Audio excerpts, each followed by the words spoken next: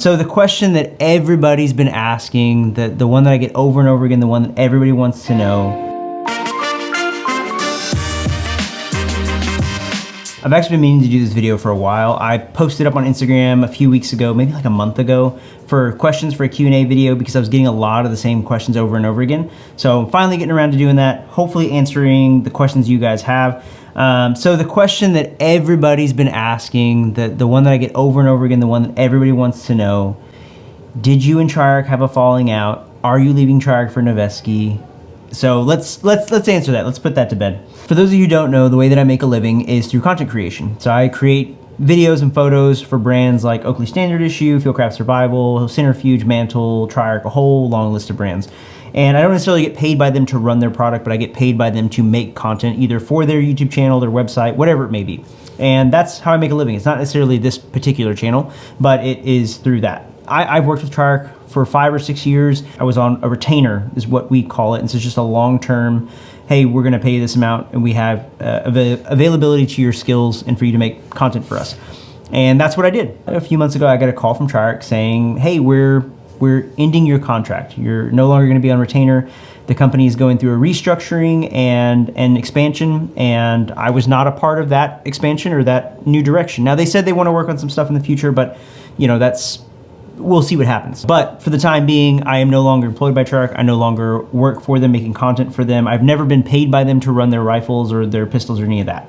So everything that I've said in the past about them was my honest opinion, having my experience with those guns and being able to see the things that I got. Now, am I leaving Triarc for Noveske? Well, this is where it gets tricky, or interesting, I should say. The trip that I had planned out to Noveske when we went out to Oregon to go see Joe Dawson and then also to go to Noveske, we tried to cram as much as we could into that trip as we could. It was a lot to do in 3 or 4 days. But that trip had been planned for like, man, 6 or 7 months before we ever went.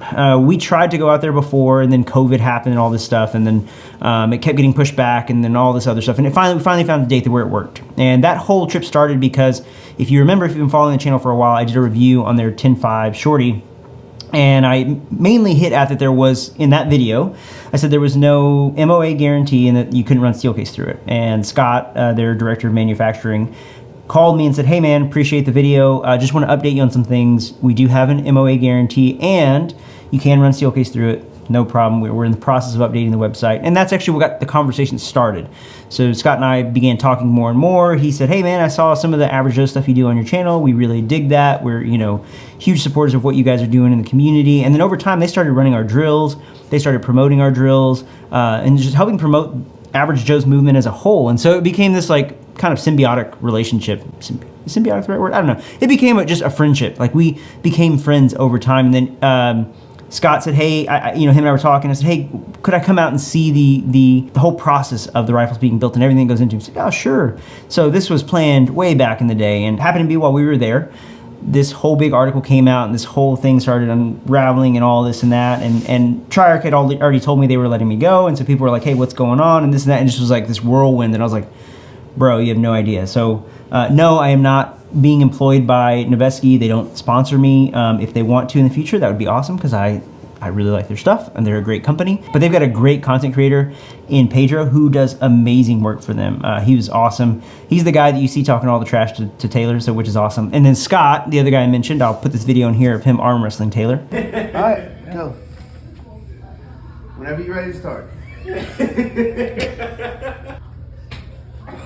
I think we're just gonna hang out. We're too equal. We're too equal. I don't know what to do. All right, we'll get it. So one of the things that we love about Noveske is that they all put Taylor in his place, and it's fun to watch for all of us.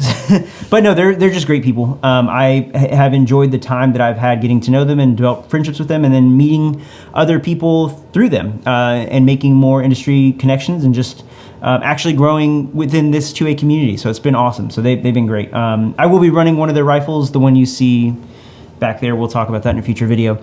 But yeah, I'll be running that for a while because one, I really like it, and two, it's just wait for the video. You'll see. But yeah, so hopefully that answers that. So short story long, Triarc let me go, and then it happened to be like right before we went to Noveske, so everybody assumed that was going on. That was not the case, but they've been huge supporters of Average Joe's and everything going on, and really appreciative of that. But I will say, who did pick me up was Vulcan Machinewerks. So Jeremy at Vulcan said, hey man, we've seen your work, we appreciate your skill set, can you come work for us? They're like, we don't have the budget Triarc does, but would you be willing to do some of that on a smaller scale? And so I am working for them on a part-time retainer, but still in the process of trying to find another client to help pay bills, or also trying to make this channel work to where it can become a full-time gig. That would be my ideal goal, is to do this full-time, to be able to put educational content out for people that will really help grow the 2A community. That's my long-term goal. So we'll see how it plays out. I'll keep doing the YouTube thing as long as I can. If it doesn't work out, it doesn't work out. I'll keep doing Average Joe's as long as I can. If it doesn't work out, it doesn't work out. That was enough for that question. Let's get on to the next one. So right in line with Triarc and the questions I've been getting, a lot of them were like, hey, well, what do you think about Noveske versus Triarc, Staccato versus Triarc? I can tell you, those two questions I got a lot. The Noveske versus Triarc, I will tell you, it depends on what's important to you. And if having the softest felt recoil impulse in the industry is important, go with the Triarc. If other things are important, I would say go with the Noveske. I'll talk more about this in that video, but I've been out testing with it, and I did some precision shooting with Joe with his 14.5, and then I came back and did some precision shooting with the 12.5 once I got here, and I was able to put together a half MOA group 2 or 3 times with that Noveske. So that is the best factory barrel I've ever shot to date. So I'll talk more about it in the Noveske video, but it really depends on what's more important for you. And I know there is a big price difference, but I will tell you that with the internals of the new chainsaw line that's coming out at the end of this year or fall, the internals of that gun, if everything's gonna stay the same, barrel, internals, everything, and it performs the way that gun does, for the price point that gun's gonna be at, it's gonna be really hard to beat that for the average consumer, because you're talking in the price range of like the Geisley Daniel Defense, not BCM, Sons of Liberty, slightly cheaper than Triarc, but right around the same price. But they're all kind of in that price bracket. So it's gonna be really, really competitive. I think BCM is still gonna be the cheaper option on the market. However, I just personally don't feel that BCM is as good as what it was in the past. They're still good rifles. I mean, it's gonna be better than most other stuff, priced below that. But I think for the little bit in price jump going up to that next level of what will be the Noveske chainsaw line, the Sons of Liberty, the ADM, the Triarc, the Geisley, the Daniel Defense, I think you're gonna get a better rifle. So take that for what it's worth. Staccato versus Triarc, it's different. They're 2 different guns, 2 different processes. Triarc's bull barrel pistol that came out isn't comparably priced to the Staccato. It does cost more, so it's hard to compare the two. But for Triarc's bushing barrel versus the Staccato, everything's bull barrel now, but the comparison between those two, it's different, right? So it's really hard to beat the price and performance of the Staccato if you're getting into the 2011 game. The Triarc does use better parts, so like the little small parts they use inside are better parts, and those parts do help alleviate some of the issues you run into with the Staccato. So one of the big issues that we've had running Staccatos, myself included, and Connell and a few other guys, is especially if you're running extended mags, you can overseat mags, they will jam, and in some cases it takes forever to get it unjammed and get it fixed. The the Dawson mag release that Triarc uses is a better mag release, and it helps alleviate that. Some of the other little small parts, they're just better components. So it comes down to what's more important for you, but it's really, really hard to beat the performance for the price of the Staccato. And I've talked to a handful of other custom 2011 makers, and they all say the same thing. They're like, look, for the price, if you're getting into the 2011 game, it's really hard to beat the Staccato. As you started to get into the Triarc price range and getting into other like semi-custom and custom guns, the waters start to get a little muddy, because it really depends on what's more important for you and what your budget is. So there's not a real easy answer in terms of that, but I will say that Triarc's 2011s or Tri-11, I still think has the best looking lines in the industry. I don't think there's a gun that looks better from the factory than the original Tri-11. So again, do with that info what you will. Not sure if that really answers your question. Running a creative business and staying inspired to create. So that's a tough one, because that's actually something I've struggled with lately, especially, going through the job change of getting let go by Triarc and then having to find new clients, and then you get really caught up in the business side of it. And when you do that, it becomes tough to stay motivated to actually create, because you're so focused and stressed out on the all the admin stuff of, hey, I got to pay bills, I got to get, collection from these people, making sure people are hitting their deadlines and all this stuff. And it's tough. It's a balance. And so there's actually a book I've been reading. Hang on. So I've actually been reading this book called Creative Calling, and it's been a super good help. So if that's you, maybe it'll help. He talks about just finding the balance in life, setting boundaries, because the way creatives schedule our lives is different than the normal person, because there's certain times where you're at like your best performance mentally when it comes to creative work. And so you kind of have to schedule the rest of your life around that and create a routine. That's how I work. Some people are different, but that's how I work, and it works best for me. So it is tough, but I would say the thing that helps keep me inspired the most is having things I'm into outside of work. So for me, my work is firearm stuff, and I love taking photos of guns. I love taking action photos, like action photography. But one of my favorite things to do is like to photograph cars. So I got to photograph the Red Bull F1 when they were in town, and that was a huge thing for me, because it just gets you thinking outside of what your norm is. Like it mixes up the normal. I'm also into mountain biking, so anytime I get to photograph mountain bikers, things like that, or when I got to photograph for KTM Red Bull, I get to photograph the event here in Dallas for Supercross. And when I got to do that, that was, again, and a lot of it is like the things that I do in those modes or in those kind of arenas. I think, okay, how can I apply this to what I do with guns? How can I take, this motion blur and apply it to firearms? How can I, create this same scene but with guns? Or how can I, take a mix of this and a mix of that? Or I'm also into street photography, urban photography, things like that. Golf. So golf is a great release for me. I like to get out and just have my mind empty, where I'm not thinking about work. I'm not thinking about what I got to create, any of those things. It just helps me to have that kind of empty space. And empty space is good, because empty space gives you room to think of new ideas or to be creative. So hopefully something in there helps. There's a lot of rambling in there. Some of that might have helped, might not. I don't know. We'll see. Is the Noveske 12.5 in Goon Life Green, is the Goon Life Green or specific build going to be an offering soon? So okay. So this color of this rifle back here is a green that I requested. They custom made it for me, and I don't even know if I'm allowed to say that, but they made that color, and they haven't had a name for it yet. I've been lobbying for Goon Life Green. I don't know if it's gonna stick, but I'm gonna keep telling people it's that, hoping that that's just what everybody calls it. So whenever they do come up with a name, people will still refer to it as Goon Life Green. Will the 12.5 be available? That particular build, I'm not really into doing like branded builds, because other than me having my logo on it, there's nothing that makes it like Jim's Goon Life specific. It's basically I just spec'd out a rifle and then put my logo on it, and that just, to me, that doesn't justify having 10 to 15 or 20% higher markup just because it has my name on it. And I know a lot of you are asking about like 12.5 Noveske. I get a ton of questions on that. From the inside information that I have and the rumors I hear, that could be an option in the future. I don't have a deadline for it. I don't have a yes or no. It absolutely will happen or it won't happen, but it very well could be. So probably the best thing to do, comment down below, say you want a 12.5 mid Noveske, tell them you want them to offer Goon Life Green. Just fill up the comments. One of the things I will say that I appreciate, that having gotten to know them just as friends, is how much they actually listen. So how much they listen to the consumer base, like all the comments people leave. Like they do get frustrated at times, which is frustrating to hear some of the things that like some people leave in the comments on their stuff. But they listen, and when people give feedback on stuff, they're like, okay, that there is a demand for that. There is a need for that. So yeah, I say that so that if you comment down below, they're paying attention. Life of the Joes movement, how it started, evolved, and long-term goals. Okay, so Average Joes started because, the gun community can be very standoffish. Everybody has their small little circle, and they keep it that way. They don't want to let anybody in. They don't want to pass on information. But the way that I look at it is that the community's never going to grow if we don't start bringing more people in, right? And so when I got the opportunity to go film with a lot of different instructors, again, that's what I do for a living. So being able to go to these different courses and see all these instructors teaching, I kept seeing the same people at the same classes over and over again. I was like, guys, we're not bringing in any new shooters.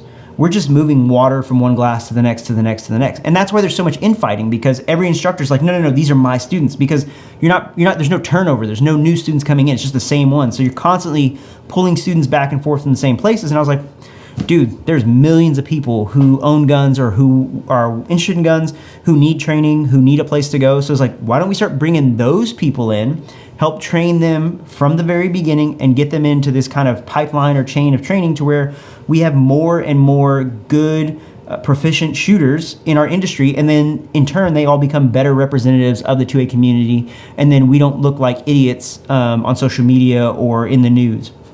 So it's going to be a slow process, but this is my little part in trying to help change that. And so the way it's developed over the years, it started as a range day, just getting guys out to actually get out and train, because we were getting a lot of requests of, hey, can we come shoot with you? Can we come do this? It's like, well, let's just put on a range day so that we can all get out and train together, have some structure, allow people to shoot and test equipment, because people are always like, oh, well, how does that run? Or how do you like those mag pouches? Or how's that plate carrier? It's like, wait, we'll just come out and we'll train. You can train in it or use it or whatever, and it's a good opportunity for you to find out. So that's how it started, that's how it developed, and we had a core group of guys who were committed to helping grow it, and then it just like naturally just developed and continued to grow. And sure, there was some design leadership on my part and some others along the way to help steer this thing into what it's become. But on top of that, where I personally want to see it go in the future is to have more of a nationwide presence. We already reach people across the globe, so we have people who participate in our challenges in Europe, we have them in South Africa, we have them in Australia, we have them in Central America and South America, and it's really cool to see how through the power of the internet we can distribute this information and provide training for people who want to be equipped to protect themselves. So that's what I'd like to see, but I'd like to see Joe's on the level where at some point maybe we're doing classes and maybe get average Joes across America going again, where we're doing range days up in the Pacific Northwest, go back out to Zona, down in Miami, somewhere on the East Coast if we can make it happen, or the Midwest. But yeah, that's my ideal situation, but I want to have a larger presence as far as, it's not for any of our notoriety, but just want to be able to connect with more people in person and help strengthen those communities so that they can have their own thing and keep going and continue to be better off down the road. Like what Jello's doing in Arizona is awesome. What's going on in Seattle with Puluk is awesome. Flamingo Tactical is doing a great job in Miami. There's some guys in Mississippi. They changed their name. I forgot what it is now. It used to be Poppy Chulos, but they're doing a great job. And so seeing these communities continue to grow is what inspires us, and we want to see that continue to happen. So that's the long-term goal of Average Joe's for myself. We'll see how that plays out. It's tough with guys with their jobs, and some of our guys are on very specific teams where they can't be out of town and things like that. So we'll see. We'll take it in stride. Best part of being a dad. That's a tough one.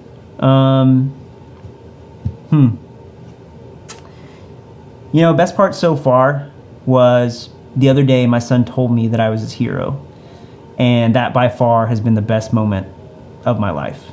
So we'll go with that. But I would tell you that being a dad is probably the hardest thing I've ever done, but it's also been the most rewarding, because I think about scripture. So sorry, for those of you who don't know, I also used to be a pastor. I think of scripture when it talks about how after the fall of Adam and Eve, it says, life-giving will be very difficult. It will be work. It'll be hard. And so being a dad it's work. It's hard. There's a lot of hard days, a lot of hard nights. And it's a constant battle, because there's days where you feel like you're failing, not just your son right now, but you feel like you're failing him in the future if you're not setting him up for success. So there's a lot of weight that comes with the little moments every day, but it's those same moments that are so rewarding, like seeing your son get potty trained, or learning to put on his clothes by himself, or learning to eat by himself, or watching them learn to walk for the first time. All those first moments and seeing them grow and this progression is the best part of being a dad, because it's like you got to be a part of this life-giving moment for them. And in some ways, that's kind of, I think, what I love about the Joe's movement, is that we get to be a small part in people's lives of helping them progress as shooters, and getting to see them, the light bulbs go off, to see the aha moments, to see them take their training seriously, to see them go from being a gun owner to somebody who trains, to see women walk out of there with confidence that they can protect themselves with their firearms, or that they learned a new skill. And yeah, so that got a lot deeper than I expected it to. So she said, but that's, yeah. Moving on. how is raising a child around firearms?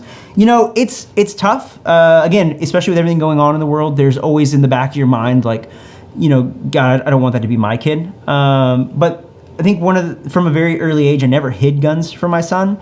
I always exposed it to him, but always with a sense of, for lack of a better term, reverence, like a seriousness about it, that it should be taken seriously, but you can still have fun with them. So when I dry fire, my son helps me. I'll dry fire, and when I do mag reloads, he helps me pick up my mags. He's always like very fascinated by scopes because he wants to look through them, and he likes looking at the reticles and the lights and things like that. So I try to introduce to him slowly. I will eventually take him shooting one day, but yeah, we'll see. That's for another day. But yeah, that's the main thing I would say is that introduce your kids. You know, be safe with them, teach them gun safety, make sure they understand it's not a toy, and make sure they understand that you're not treating it as a toy. Oh, speaking of which, hey buddy, you wanna say hi? Say hi. Hi. Hey, we're matching. Hi. Hey, remember, don't yell, they got headphones in. All right, I gotta finish filming. All right. Why are you so drop dead gorgeous? How did you get so cute? What pomade do you use? So pomade is actually, it's just gun oil. Why are you drop dead gorgeous? How'd you get so cute? I don't know. It's just how it be. Okay. Good genes, I guess. I have a lot of questions. First off, how dare you? It's my wife. Why are you the way that you are? Again, my wife. Conceal carry, dry fire routine. Go hit up Shabazz. Follow @Shabazz on Instagram. He does a ton of good concealed carry, Jedi. I don't know if he has any dry fire stuff, but yeah. But yeah, go hit up Shabazz. He'll give you a ton of good stuff. 1 to 8 or 10 LPVO recommendations. I would say, honestly, my two favorite LPVOs are the Night Force Attacker, the 1 to 8. Don't go with the NX8. The eye relief on is terrible. Maybe the newer one might be better, but the older one, eye relief is just awful. But the Attacker is the way to go. Save the money, it's worth it. Or the Vortex 1 to 6. Now, everybody's gonna say, well, what about the 1 to 10? Okay, I like the 1 to 10 reticle, way more usable. It's nice, but I think the 1 to 10 gives up too much on the 1 power, and it gives up too much on the 10 power. On the 10 power, the eye relief and eye box is just not usable. You have to like dial down to 8, and it's like, okay, well, why did I get a 1 to 10 if I'm only using it at 1 to 8? So I might as well just get a 1 to 8 and use that. So it's up to you. Try it out, check it and see for yourself, but that's just my opinion. But Preston and I spent a good amount of time behind the 1 to 10 at Bruiser's place when we went up there in Oregon. So from that time, I would say I would take the Attacker over the Vortex, but in that regard. But if you're doing more like run and gun, like a 3-gun, or you're not shooting out, you don't need like a reticle that has holds, get the Razor 1 to 6. The eye relief on 1 on that is just amazing. The Daylight Bright, just phenomenal. Those two are just my favorite, so I would go with one of those two for sure. Choosing a barrel length, I don't know, man, just get whatever length you want. I don't have like a good scientific answer. I would say honestly, the average shooter is going to be fine with anything from a 10.5 inch up to a 14.5. That'll suffice for most people. You don't really need a 16 inch. I mean, most people really honestly don't even need a 14.5, but given the state that you live in or whatever, and some of you may say, oh, well, I need it because it's pin and welded and I can run a stock on it. Hey, look, we're all going to be felons soon anyways, so it doesn't really matter. But yeah, honestly, like for what most people shoot inside of 200 yards, a 10.5 to a 12.5 is probably going to be the optimal length. 12.5, 13.7, 13.9, 14.5. If you're trying to push out to distance, I don't think you're going to see a noticeable difference between a 14.5 and a 16 inch, honestly. Just my opinion. I would tell you there's a lot of other factors that go into it that you'll notice more than you will barrel length. And you can still make those same hits with a shorter barrel. You're just losing the velocity is what you're losing. So go hit up Bruiser though. He loves that question. Go hit up Joe Dawson and he would love to talk with you for hours about barrel lengths and which one is the best one for your CQB, but also wanting to reach out to 700 yards. Sorry, Joe. So training and how good gear can accentuate your solid foundation. At the end of the day, good gear helps, but you're gonna get the most out of that gear if you develop good skill sets. So prioritize skill sets, but don't discount gear. Gear does matter. Good gear definitely helps. That's why F1 drivers who have great skill still use the best equipment in the world. Future of this channel and how you can help. Yeah, so like I said, I I want to do this thing full time, so you can like, subscribe, share, comment. Yeah, share these videos with anyone you think will help find them useful. Leave comments, hit the likes on all the videos, helps me out, helps the algorithm, and hopefully I will have some stuff to sell so I can make money off of this thing and continue to do it. But that's all I have. There was a ton more questions. I know a lot of you guys sent in questions, but I don't have time for all of them. This has already gone way too long, which is what she said. So make sure you hit that like and subscribe, karate chop that bell so you get notified every time I upload a video, and I will see you guys in the next one.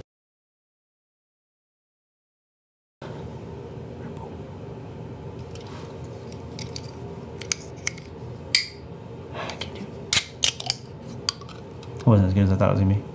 So she said, cool. No doubt. Why are my glasses so dirty? Oh, we're running low on power, so let's